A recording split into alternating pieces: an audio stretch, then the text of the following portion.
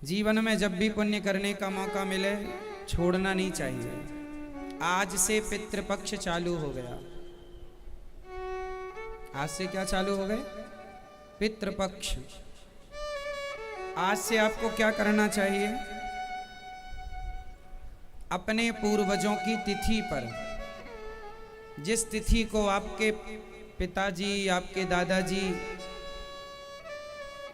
का भगवत धाम गमन हुआ है, जिस तिथि में उनका अंतिम संस्कार हुआ है, वह तिथि नोट कर लीजिए। उस तिथि पर उन्हें श्राद्ध करना चाहिए। श्राद्ध का अर्थ है श्रद्धा से दिया हुआ दान। उन्हें जल दान करना चाहिए। उनके नाम से भोजन निकालना चाहिए। उन्हें भोग, भगवान जी को भोग लगा के उनका एक अलग थाली पर भोजन लगाकर, और उस भोजन को फिर गाय को या कुत्ते को या कौवे को खिलाना चाहिए। जो हम पितरों के लिए भोजन निकालते हैं ना, आप उनको भोग लगा दें।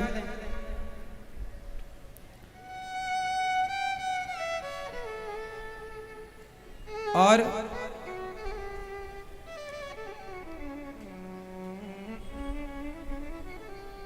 हम जो भी आज से अपने पूर्वजों के लिए अन्न निकालिएगा, घर में खीर पूड़ी जो भी आप मिष्ठान बनाएं, निकाल कर पितरों को भोग लगाइए। और पितरों के नाम से जल जरूर छोड़िएगा, जल दीजिएगा। यहां से जल छोड़ा जाता है। पता है पितरों को जल कहां से दिया जाता है? हाथ में जल लेकर यहां से यूं यूं जल भर के, और यहां से गिरना चाहिए पानी, यूं यूं। पितरों को जो तिलक लगाते हैं इस उंगली से लगाते हैं, फर्स्ट तर्जनी, ठीक है? इस उंगली से तिलक लगाते हैं अपने पूर्वजों को। जल यहां से ऐसे तर्पण में हाथ में जल डाल के यूं। आप आश्चर्य मानेंगे, हमारे देश के लोग, कुछ लोग बुद्धिजीवी जो वेद पुराणों को नहीं मानते, वो कहते हैं तर्पण पण कुछ नहीं होता। आप आश्चर्य मानेंगे, विदेश की एक महिला ने श्राद्ध में पीएचडी की है। गया जी में आकर के उन्होंने पूरा विधिवत सब समझा, सब देखा, सब जाना, और इसके बाद उन्होंने श्राद्ध पर पीएचडी की।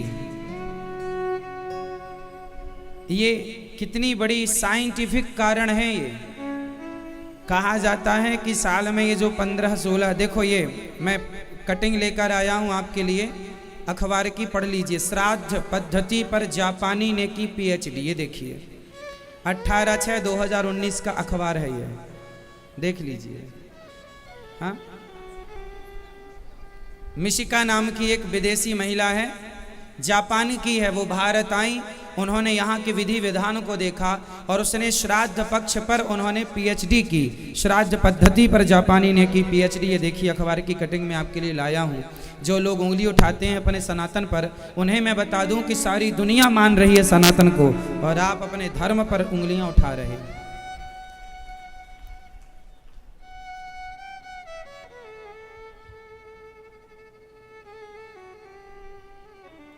तो हमारी संस्कृति सर्वश्रेष्ठ संस्कृति है। हमारा धर्म सर्वश्रेष्ठ साइंटिफिक है। हमारी सारी पद्धति, सारी चीजें, कोई मन गढ़ंत नहीं है। इसलिए आप लोग अपने, अच्छा जैसे आपके पिताजी को भगवान के घर गए 3 साल हो गए, तो 3 साल बाद आप उनका तर्पण करें, श्राद्ध करें, गया जी करें। अब आप कई लोग सोचते हैं कि अभी तो माँ जिंदा है, अरे पिता तो 3 साल हो गए ना, तो पिताजी का कर दो, जब माँ जाएगी तो माँ का 3 साल बाद करना। कई लोग इतने आलसी होते हैं, दोनों का एक साथ करे आएंगे, दोनों का एक साथ भी करे आए, वो भी अच्छा है। पर आपके पिताजी चले गए हैं तो 3 साल हो गए उनको, 3 साल के पहले नहीं होता, पर 3 साल के बाद तो फिर आप 4 साल में भी, 6 साल में भी, 10 साल में भी कर दें कोई आपत्ति नहीं, पर 3 साल हो गए हैं तो कर लेना चाहिए। भले माँ जीवित है तो अच्छा है, माँ जीती रहे। जब माँ जाएगी जो माँ का बाद में 3 साल बाद होगा। तो हमें पूर्वजों के लिए इस श्राद्ध पक्ष में हम पहली रोटी गाय को भोजन कराएं। जो पितरों को भोजन निकालते हैं, उसके भोग लगाने के बाद वो भोजन गाय को खवाएं। गाय की रोटी अलग निकालें, चींटियों को दाना अलग डालें पितरों के नाम से, और कुत्ते को रोटी खवाएं, है ना। घर में जब पितरों की तिथि आए तो ब्राह्मणों को बुलाकर ब्राह्मणों को भोजन प्रसादी पवाइए, और ये सबको करना चाहिए। बाप, यदि आपका पिता जिंदा है तो बेटे को नहीं करना है, बाप ही करेगा। घर में पिता है तो पिता ही करेगा। जब तक बाप जिंदा है तो श्राद्ध इत्यादि का कर्म बाप ही करता है, पिता ही करता है। और एक बात और सुनो, जैसे लोग कहते हैं ना कि हमारे बड़े भैया पिंडदान करे आए हैं, श्राद्ध पक्ष वो कर रहे हैं। सुनो, यदि आप 3 भाई हैं, उदाहरण समझिएगा, यदि आप 3 भाई हैं और तीनों अलग अलग रहते हैं, बंटवारा हो चुका है, तो तीनों को करना चाहिए। यदि आप संयुक्त रहते हैं एक साथ तो बड़ा कर सकता है। अब जैसे तुम्हारा पिता नहीं है और तुम 3 भाई हो, बड़ा अलग रहता, छोटा अलग और छोटा अलग, तो फिर सब तीनों लोग करो। गया जी में भले एक जन चला जाए, चलता है, पर घर में जो पितृपक्ष के जो भोजन निकालना, उनके नाम से दीपक जलाना, उनके लिए तर्पण करना, जल देना, ये तीनों कर सकते हैं। बड़ा करे, मझला करे, छोटा करे। अब न्यार अलग अलग हो गए हो ना, तो अब सबका अलग अलग है भाई। तुम्हारा किया तुम्हें मिलेगा, उसका किया पुण्य। पितरों को पितृदान तर्पण करने से पुण्य की प्राप्ति होती है, और हमारे जल से, हमारे इस प्रसाद से उन्हें तृप्ति मिलती है। अब आप साइंटिफिक पूछ लें, महाराज जी यहाँ हमने उनको पिंडदान किया, वहाँ उनको कैसे मिल जाएगा? अरे भाई, आज का तो लॉजिक देना पड़ेगा ना, साइंस का युग है। तो उदाहरण समझो, आप किसी के खाते में पैसा भेजते हैं, आपका कोई व्यक्ति विदेश में रहता है, माना कि अमेरिका में, अब उसके खाते में आपको पैसे भेजना है, कैसे जाएगा? आप उसके खाते में डाल दो यहाँ पर, वहाँ पर पहुँच जाएगा। हाँ या ना? बोलो हाँ। यहाँ से भेजा हुआ पैसा उसके खाते में मिल गया ना। और सुनो, वो पैसा नहीं मिलेगा जो आपने भेजा है। यदि यहाँ से यदि आपने रुपया भेजा है, पैसा, तो वहाँ उसे डॉलर ही मिलेगा। अमेरिका में है तो वहां उसे रुपया ना मिलेगा। क्यों जी? वहां उसे वही नोट नहीं मिलेगा जो नोट आपने डाले हैं कि यही नोट जस का तस चला जाए। वहां उसे वो मिलेगा जो वहां उसे आवश्यकता है, अर्थात वहां की जो करेंसी है, वहां का डॉलर है, पौंड है, इत्यादि जो हर देश का अलग अलग सिस्टम होता है, वो मिलेगा। उसी तरह आपने यहाँ पिंडदान किया कि आपके पूर्वजों के नाम से, तो आपके पूर्वज अभी वर्तमान में जिस समय, जिस योनि जहाँ हैं, उन्हें जिस चीज की जरूरत है उस रूप में वो पिंडदान उन्हें प्राप्त हो जाएगा। आपका किया हुआ यहाँ उन्हें उस रूप में मिलेगा, अभी उनको जिस रूप में जहाँ उनकी आवश्यकता है।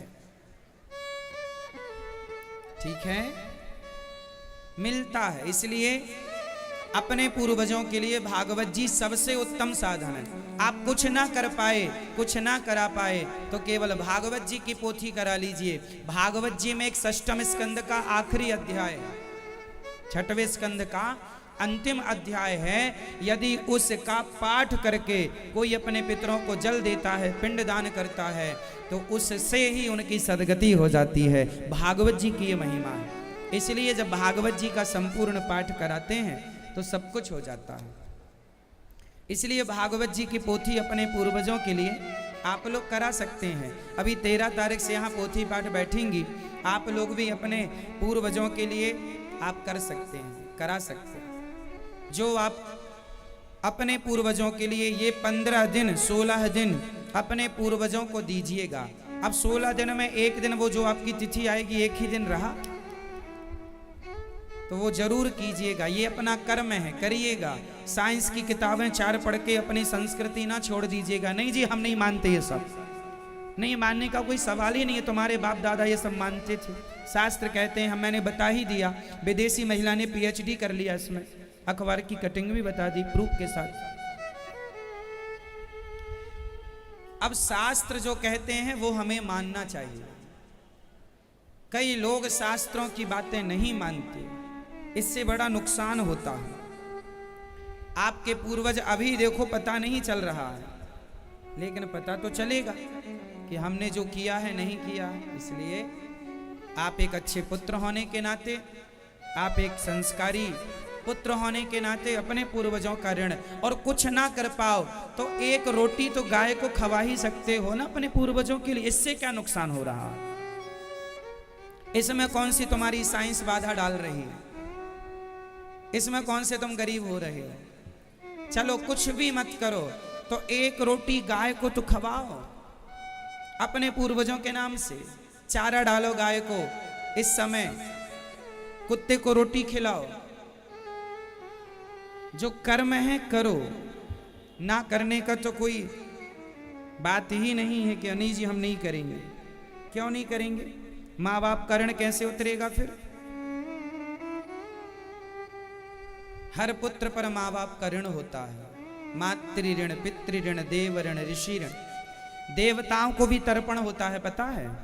ऋषियों का भी तर्पण होता है। ऋषियों को भी, हमारे पूर्वज ही तो देवता। भाई आप कहते ही हैं हमारे पूर्वज स्वर्गीय, तो स्वर्ग में गए तो स्वर्ग में देवता बन गए, तो उन देवताओं का भी तर्पण होता है, उनका भी श्राद्ध होता है। उनके लिए भी आप अपने पूर्वजों के लिए तो करें ही, ये तो सब फिर बाद का विषय है। तो आप लोग जो भागवत जी की पोथी श्राद्ध पक्ष में करा रहे हैं, निश्चित आप बड़भागी हैं, अच्छे पुत्र हैं कि अपने पूर्वजों के लिए कम से कम इतना आपने सोचा तो सही कि उनकी सदगति हो।